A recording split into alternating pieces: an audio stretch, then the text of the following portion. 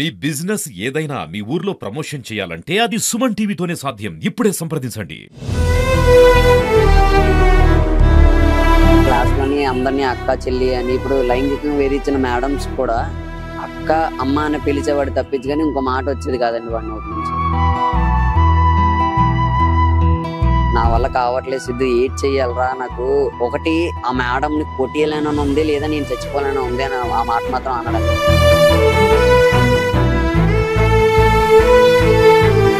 సమతా college సిస్టంలోనే లేని rules అన్ని వాళ్ళ సెక్షన్కి మాత్రమే ఉంటాయండి.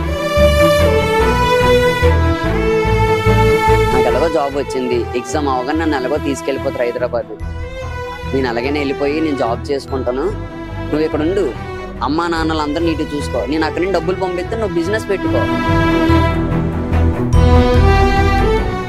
Welcome to Suman TV. నేను మీ చందు యాదవ్. సాయి తేజ అర్ధాంతరంగా ఉరి వేసుకుని చనిపోవడం, అసలు ఎందుకు చనిపోయాడు, ఎట్లా చనిపోయాడు, సాయి తేజకు వచ్చిన కష్టం ఏంటి అని చెప్పి సాయి తేజ తమ్ముడు సిద్ధు ఉన్నాడు. సిద్ధుని అడిగి మరిన్ని విషయాలు తెలుసుకునే ప్రయత్నం చేద్దాం. అసలు సాయి తేజ ఎట్లా ఉండేవాడు, ఎట్లా చదివేవాడు, అసలు ఎందుకు ఈ రోజు ఈ సంఘటన ఎందుకు జరిగిందో సాయి తేజ తమ్ముడు ఉన్నాడు, వారిని అడిగి మరిన్ని విషయాలు తెలుసుకునే ప్రయత్నం చేద్దాం. ఎట్లా ఉండేవాడు నీతో సాయి తేజ? నాతో చాలా క్లోజ్ గా ఉండేవాడు అండి. మంచి వ్యక్తి. కాలేజ్ లో ఒకరిని బ్యాడ్ గా బిహేవ్ చేయడం అనేది ఉండదు. అలాగని చదవని స్టూడెంట్ కూడా కాదు, మంచి టాప్ ర్యాంకర్ అండి. అలాగని క్లాస్ లోని అందరినీ అక్క, చెల్లి అని ఇప్పుడు లైంగికంగా వేధించిన మేడమ్స్ కూడా అక్క, అమ్మ అని పిలిచేవాడు తప్పించి కానీ ఇంకో మాట వచ్చేది కాదండి వాడి నోటి నుంచి. ఇంట్లో నీతో ఎట్లా బిహేవ్ చేసేవాడు? సరదాగా ఉండేవాడండి, ఇంట్లో అందరితోని సరదాగా ఉండేవాడు. కాకపోతే వీళ్ళు పెట్టిన బాధలు బయటికి చెప్పుకోలేక, అలాగని ఫ్రెండ్స్ కి చెప్తే వాళ్ళ సర్కిల్లో ఉన్న వాళ్ళు క్లాసులో చెప్పే వాళ్ళకి అందరికి చెప్తే ఎక్కడ వాళ్ళు కూడా వీళ్ళలాగా క్రిటిసైజ్ చేసి వీళ్ళలాగా హింస పెడతారేమో, వాళ్ళకు కూడా మార్క్స్ ద్వారా ఎక్సెట్రా రికార్డ్స్ ద్వారా అలాంటి ద్వారా వీళ్ళకి కూడా ఇలాగ ఇబ్బంది అవుతుందేమో అనేసి భయపడి ఫ్రెండ్స్ కూడా చెప్పడం మానేశాడని. అప్పుడప్పుడు చెప్తూ ఉంటే లైక్లే, ఈ జనరేషన్ అలాంటిదే కదని, లైక్లే ఏముంటది, ఏదో షోప్ కోసం చెప్పుకుంటాడేమో అని అనుకునేవాడిని. సిద్ధు ఇలాగా ఈ మేడం ఇలాగ అంటున్నారా, తప్పురా, అమ్మ అంటాను అయినా ఆవిడే ఇలాగ అంటుంది, అయినా ఇంకో మేడం సిద్ధు ఆ మేడం సపోర్ట్ చేస్తుందేమో రా, నాకు భయం వేస్తుంది, రికార్డులు ఉన్నాయి రాయలేకపోతున్నాను, రాశాను రాంగులు కొట్టారు, చిన్న మిస్టేక్స్ కి రాంగులు కొట్టారు, మళ్ళీ రాశాను మళ్ళీ రాంగులు కొట్టారు, నేను రాయలేకపోయాను ఇంకో చేత రాయించాను, తప్పులు కొట్టారు, నా చేత రాయించాడు, తప్పులు కొట్టారు. అలాగని ఈ రోజు 2 వారాల క్రిందట నేను రాసినాడని, ఈ రోజు రేపు వాళ్ళకి ప్రాక్టికల్స్ ఉన్నాయి, ఈ రోజు మార్నింగ్ పేరెంట్స్ వచ్చి అడిగితేనే కానీ సంతకం పెట్టలేదు. ఈ రోజు చిన్న తప్పులు చూడలేదు, ఎందుకంటే ఈ రోజు పేరెంట్స్ ఇక్కడికి వచ్చి మాట్లాడారు. మళ్ళీ ఏమంటున్నారు ఫ్యాకల్టీ, మీ అబ్బాయి మంచివాడు, మీ అబ్బాయి ఎవరిని మనరు, అదే మాట అంటున్నారు.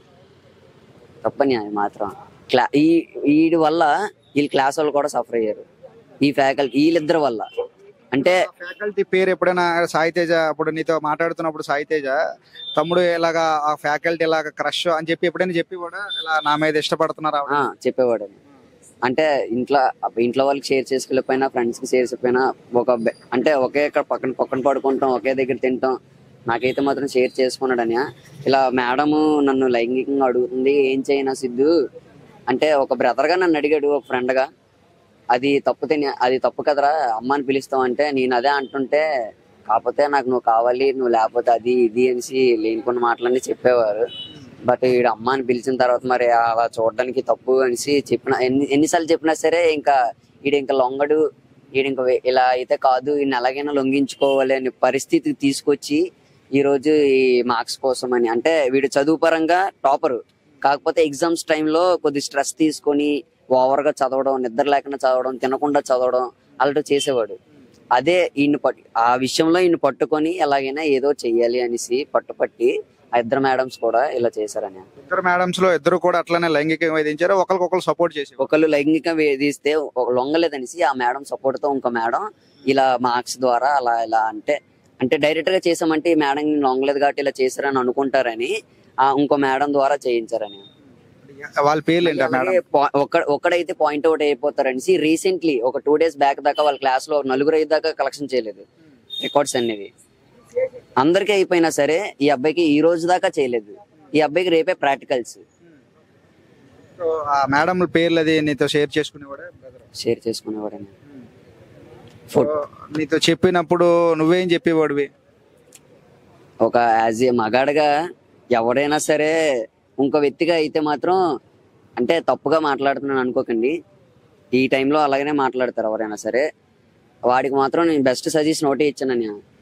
ఒకటి, నువ్వు ఎగ్జామ్లు అయిపోయి నీది లాస్ట్ సెమిస్టర్, ఇంటర్వ్యూకి వెళ్ళాను అన్నో, జాబ్ వస్తుంది అన్నో, నువ్వు ఏది కష్టమైనా పర్లేదు నేను చూసుకుంటాను, డబ్బులు అవుతాయా ఎంతైనా పర్లేదు, అప్పు చేసా నేను చేస్తాను, నేను ఏదో కష్టపడతాను, నాన్నకు చెప్తావా చెప్పు, ఇలాగవుతుంది నాన్న అంటే నాన్న ఎలా రియాక్ట్ అవుతాడో. అక్కడికి వెళ్ళి గోల పెట్టేస్తే మళ్ళీ నన్నే పాయింట్అవుట్ చేసి నన్ను ఎగ్జామ్లు రాయనివరేమో, ఎగ్జామ్లో కూడా ఇంటర్నల్స్ లో కూడా మార్కులు చేతులు పెట్టి నన్ను ఇంకా క్రిటిసైజ్ చేస్తారు. ఒకవేళ ఫెయిల్ అయ్యానంటే నా వల్ల కాదు, నేను చదవలేను. ఇప్పటికీ చాలా బాధలు పడ్డాను. ఇంతవరకు రాశాను, ఇంతవరకు చేశాను, అది చేశాను, ఇది చేశాను, ఇలా చేశాను, అలా చేశాను, ఇంత డబ్బులు ఖర్చు పెట్టాను, ఇంత బుక్కులు కొన్నాను, ఇంత రికార్డులు రాశాను, అయినా నా వల్ల కావట్లేదు. నేను నైట్ కూడా అలాగే బాధపడ్డాడని, నా వల్ల కావట్లేదు సిద్ధు, ఏడ్ చెయ్యాలరా నాకు. ఒకటి, ఆ మేడంని కొట్టేయాలని ఉంది, లేదా నేను చచ్చిపోలేని ఉంది అని ఆ మాట మాత్రం అన్నాడని. ఎందుకురా అంత బాధపడుతున్నావు, కావాలంటే రేపు మార్నింగ్ నేను వచ్చి మాట్లాడతాను అంటే నువ్వు నీ మాట చల్లదురా, నువ్వు చదువుకున్నాడువే, నీకు కాలేజ్ ఉంటది, నీకు ఎగ్జామ్స్ ఉన్నాయి, నువ్వు చదువుకోరా, అమ్మ నాన్నలు పంపిస్తాను అనేసి నన్ను కాలేజ్కి పంపిస్తాడని.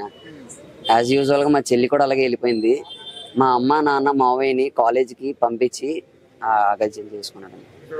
ఇదంతా ఎప్పటి నుంచి జరుగుతుంది అసలు? ఇది స్టార్ట్ అయిందంటే 4th సెమిస్టర్ నుంచి స్టార్ట్ అయిందండి. ఇప్పుడు మా అన్నయ్య 5th సెమిస్టర్. 4th సెమిస్టర్ లో స్టార్టింగ్ కాబట్టి అలా హ్యాండిల్ చేసి 4th సెమిస్టర్ ఎలాగో పాస్ అయిపోయాడు. ఎలాగో ఈ స్టూడెంట్ ఇలా అయితే అవ్వదనేసి వాళ్ళిద్దరు అనుకున్న ప్లానింగ్ ప్రకారం ఇలా అయితే ఈ స్టూడెంట్ లొంగడు అని చెప్పి రోజుకో టెస్ట్ కింద క్లాస్ అందరికీ పెట్టేవారు. పనిష్మెంట్ ఒక్కడికి ఇస్తే పాయింట్అవుట్ అవుతారనేసి క్లాస్ అందరికీ పెట్టేవారు. సమతా కాలేజ్ సిస్టమ్ లోనే లేని రూల్స్ అన్ని వాళ్ళ సెక్షన్ కి మాత్రమే ఉంటాయని. అంటే లైక్ ఇప్పుడు బయటికి వెళ్ళి సర్వే చేయాలి అంటే అది అందరూ చేస్తారు, లైక్ ఒక 30-40 ఇల్లులకి చేస్తారు. కాకపోతే వీళ్ళు ఎలా కాదు, ఒక 120 ఇల్లులు, 30 ఇల్లులు, అందులోనే ఫోటో ఒకటి క్లారిటీ రాలేదు, లొకేషన్ ఒకటి క్లారిటీ పడలేదు, అలాగని ఆ ప్లేస్ లో చేయకూడదు, ఈ ప్లేస్ లో చేయకూడదు. రికార్డ్ అంటావా, బాక్స్ ఒక పర్టికులర్ బాక్స్ కి ఒకటే రాయాలంట. సరే వాడు రాయలేపాడు, వాడు రైటింగ్ బాగోదు, ఓకే నా చేతి రాయించాడు, నేను అలాగే రాశాను. వాడు ఎలా అయితే చెప్పాడో 4వ సారి నా చేతి రాయించాడు, అలా కూడా రావదనేసి రాంగ్ కొట్టేశారు. అంటే ఒకటి 6 అని ఇలాగుంది, దానికి కాస్త మళ్ళీ 6 అని రాసాం. దానికి చెప్పాలి, యాజ్ యూజువల్ గా ఎవరినైతే చెప్పాలి, రూల్స్ అనేవి ఇలా ఉంటాయి, ఇలా చేయకూడదని ఫస్ట్ స్టార్టింగ్ లో రికార్డ్ ఇచ్చే ముందు అందరికీ చెప్పాలి. అలాగే ఎవరికి చెప్పలేదని. సర్లే ఇలా రుద్దితే ఏమైందిలే అని అనుకున్నాను నేను కూడా. దానికి రెడ్ పెన్ తో మార్క్ చేసి ఇలా రాయకూడదు, డోంట్ రైట్ దట్ అని ఇలా పెట్టి చింపేశారు. సో చనిపోయే ముందు నీతో ఏం మాట్లాడాడు? చనిపోయినప్పుడు సిద్ధు ఏంటి ఇలా నువ్వు బాగా ఉండు, బాగా చదువుకో అని చెప్పి ఏమైనా చెప్పాడా చనిపోయే ముందు? అలా ఏం చెప్పలేదు, కానీ నైట్ మాత్రం సిద్ధు నాకైతే మాత్రం కాలేజ్కి వెళ్ళాలని లేదు, ఎంత బేగా ఈ కాలేజ్ నన్ను వదిలేస్తే నేను అంత ఫ్రీగా ఉండి, నాకు ఎలాగో జాబ్ వచ్చింది, ఎగ్జామ్ అవగానే నన్ను ఎలాగో తీసుకెళ్ళిపోతారు హైదరాబాద్, నేను అలాగనే వెళ్ళిపోయి నేను జాబ్ చేసుకుంటాను, నువ్వు ఇక్కడ ఉండు, అమ్మా నాన్నలు అందరూ నీటి చూసుకో, నేను అక్కడి నుంచి డబ్బులు పంపిస్తే నువ్వు బిజినెస్ పెట్టుకో, చెల్లిని అమ్మని ఆ నాన్నని నీటి చూసుకొని ఉండరా, నేను అక్కడి నుంచి డబ్బులు పంపిస్తే నీకు ఏ కంగారు ఉండదు, అంతవరకు కొంచెం నాన్ననైనా అమ్మనైనా కొంచెం కష్టం ఉంటది, నువ్వు ఆ కష్టంలో పాలు పంచుకో నాన్నలతో పాటు, ఆ మిగతా కష్టం అంతా నేను చూసుకుంటాను అని చెప్పాడని. సో మంచిగా అంటే ఫ్యూచర్ కూడా అంత నీట్ గా ప్లాన్ చేసుకున్నాడంటే సాయితేజ హైదరాబాద్ వెళ్ళి జాబ్ చేసి తల్లిదండ్రుల కష్టాలు తెలిసిన వ్యక్తి. సో నేను హైదరాబాద్ వెళ్ళి ఉద్యోగం చేసి నీకు డబ్బులు పంపిస్తాను సిద్ధు, చూసుకో నీట్ గా తల్లిదండ్రులు చూసుకో అంటూ కూడా చెప్పి ఈ రోజు ఇంటికి పెద్ద దిక్కులో ఉండేటటువంటి వాడు నాతో చాలా సరదాగా ఉండేవాడు అన్నయ్య. ఈ రోజు టీచర్లు చేసిన పనికి ఈ రోజు మా మధ్య లేకుండా పోయాడు. ఈ రోజు నిజంగా చెప్పడానికి కూడా మాటలు రావట్లేదు. అంటే ఒక తమ్ముడు అంటే ఎంత మంచిగా చదివినటువంటి స్టూడెంట్స్ ఇలా దూరం అవుతాడని ఎవరు కూడా ఎక్స్పెక్ట్ చేయలేదు. ఈ రోజు కూడా తమ్ముడు కూడా ఎక్స్పెక్ట్ చేసి ఉంటాడు సిద్ధు. సో చనిపోయే ముందు కూడా నీట్గా చూసుకో, అమ్మా నాన్నల కష్టం తెలిసిన వాళ్ళు వాళ్ళ కష్టాల్లో పాలు పంచుకో, వారితో చేదోడు వాదోడుగా ఉండు, అమ్మా నాన్నలకు సపోర్ట్ చేయి అంటూ కూడా చెప్పి ఈరోజు తన తనువుని అర్ధాంతరంగా చాలించాడు. ఇటువంటి ఘటనలు జరగకుండా ప్రతి ఒక్కరూ బాధ్యత తీసుకోవాలి. కళాశాల అంటే కూడా విద్యాబుద్ధులు నేర్పించాలి. విద్యాబుద్ధులు నేర్పించకుండా కొంతమంది ఇటువంటి కీచక ఉపాధ్యాయురాలు ఉండడం వల్ల సమాజానికే చెడ్డ పేరు. ఒక చేతికి అందొచ్చిన కొడుకు దూరమైన కుటుంబ సభ్యులంతా కూడా బాధపడుతున్నారు. ఇటువంటి ఘటనలు జరగకుండా ప్రతి ఒక్కరు కూడా బాధ్యత తీసుకోవాలి. సో కళాశాలకు సంబంధించిన యాజమాన్యం తక్షణం వారిపై చర్యలు తీసుకొని బాధితులకు న్యాయం చేస్తారని అందరితో పాటు మనం కూడా కోరుకుందాం. మరిన్ని లైవ్ అప్డేట్స్ కోసం చూస్తున్నాను సుమన్ టీవీ. వీడియో జర్నలిస్ట్ రాజుతో చందు, సుమన్ టీవీ విశాఖపట్నం.